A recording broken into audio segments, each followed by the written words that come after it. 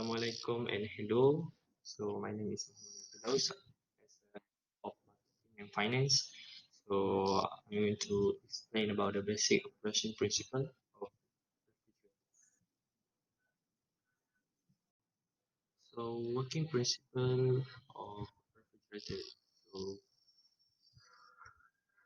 we all know what refrigerator is. It is something that we use to keep stuff in it to make it cool.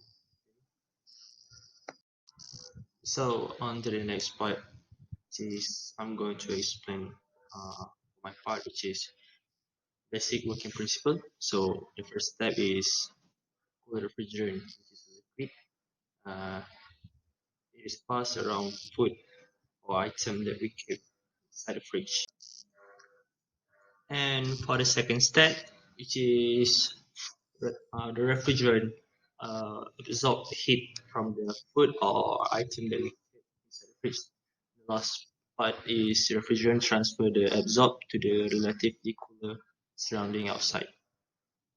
So there are four main things in the refrigerator to make sure the refrigerator works. So the first one is expansion valve. So expansion valve used as a device to control the. And the second component is condenser, which is consists of coil instead of tubes.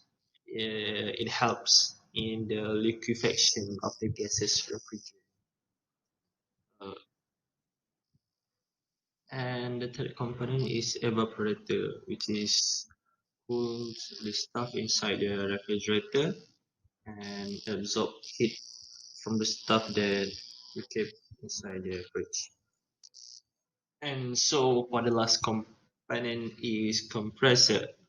In, com- compressor consists of motor that sucks in the refrigerant liquid from evaporator and compressed it in a cylinder.